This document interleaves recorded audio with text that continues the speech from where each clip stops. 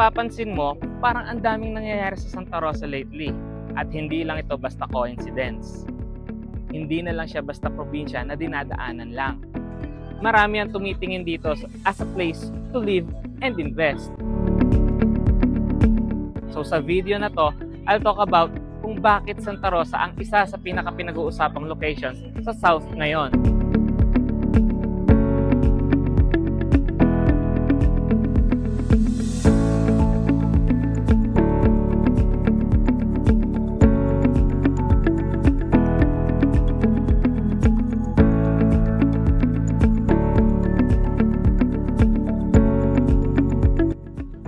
Okay, so unahin natin yung pinaka-basics sa real estate. Siyempre, yung location. Yung Santa Rosa kasi, nasa gitna siya ng Metro Manila, Laguna at Batangas. Parang siya yung daan papunta sa iba't ibang parts ng South. Madali siyang puntahan kasi may SLEX at CALAX. Kung pupunta ka sa Alabang, Makati o BGC, hindi siya ganun kahase lalo na pag hindi rush hour. Kapag ganito yung location ng isang lugar, natural lang na maraming tao ang napapadaan, maraming kailangan dito, at doon nagiging interesting yung mga property sa area.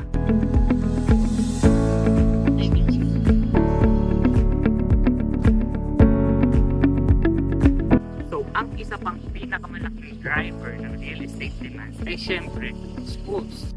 Sa Santa Rosa, nandito ang De La Salle University Laguna, University of Santo Tomas Santa Rosa, at iba pang private schools tulad ng Xavier at Miriam.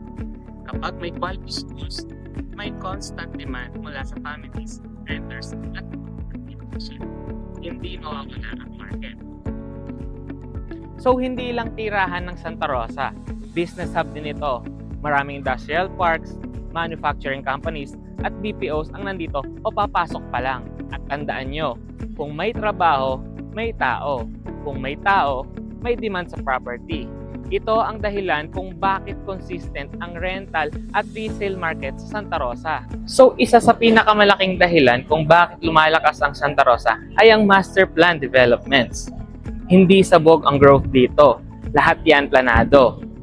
Nandito ang Nuvali, isang integrated township na may offices, retail, schools at lifestyle areas. At nandito rin ang Greenfield City na patuloy na dinedevelop para sa residential at mixed-use projects. Kapag may township, may long-term vision. At kapag may vision, mas stable at sustainable ang property appreciation. Isa sa pinaka-nagugustuhan ng mga tumitira dito ay ang convenience. Kompleto sa groceries tulad ng S&R at Landers. May malls, cafes at restaurants. May hospitals tulad ng The Medical City South Luzon at Qualimed. May hotels tulad ng Seda at Paseo Premier. Ito yung klase ng lugar na pwede mong tirahan, hindi lang pag-investan. Kaya maraming nagtatanong, hindi pa ba huli? Ang totoo, Santa Rosa ay nasa early to mid-growth stage pa lang. Mas mababa pa ang presyo kumpara sa Alabang or BGC. Pero tuloy-tuloy ang development at infrastructure. Sa real estate, hindi lang presyo ang mahalaga.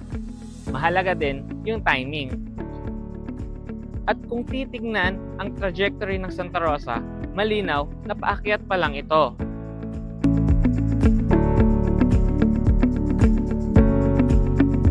So kung ikaw ay investor, OFW, young family o negosyante, Santa Rosa is a place where lifestyle and investment meet. Kung gusto mong malaman kung anong klaseng property ang bagay sa'yo, lot, condo, o commercial, message mo lang ako. Hindi kita bebentahan agad. Tutulungan kitang mag-invest ng tama, hindi minamadali. This is Santa Rosa, Laguna, where smart investment starts.